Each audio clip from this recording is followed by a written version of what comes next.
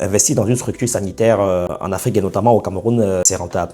Vous savez, moi je suis déjà à 3 campagnes de santé en Afrique que je coordonne avec mon équipe. Vous savez, c'est vraiment pas rentable. Alors, pourquoi? La proportion de PIB que le système de santé au Cameroun, du système de santé au Cameroun est de 5,5%.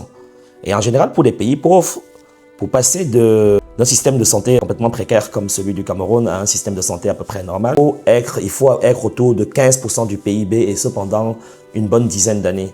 Et donc là, pour le moment, on n'est qu'à 5,5%. Et dans les 5,5%, vous savez, ce sont des populations qui financent quasi la totalité de leurs frais de santé. Et à mon avis, et je pense que c'est autour de 70%. Donc les populations financent 70% des 5,5% du PIB. Les 30% restants, c'est qui?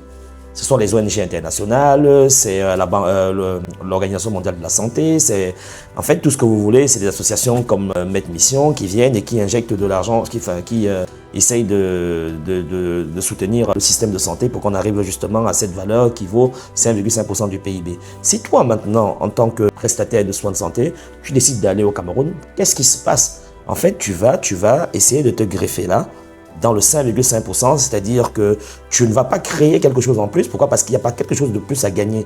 Mais par contre, ce que tu vas faire, c'est que tu vas venir griffonner le peu d'argent que ceux qui étaient déjà là essayaient d'avoir pour pouvoir eux-mêmes survivre en réalité. Et donc, du coup, ça fait en sorte que le système en lui-même, il n'est pas du tout rentable ni intéressant. Mais par contre, s'il y a une décision politique, structurelle, qui décide maintenant de refinancer, de réintroduire suffisamment d'argent dans le système, oui, à ce moment-là, si tu y es pas, ben voilà, c'est des capitaux nouveaux, tu peux peut-être trouver ton compte. Mais là, en l'état actuel des choses, ce n'est absolument pas intéressant, ce n'est absolument pas rentable. Si tu vas là-bas, c'est uniquement pour faire concurrence à des structures qui sont déjà là, qui existent.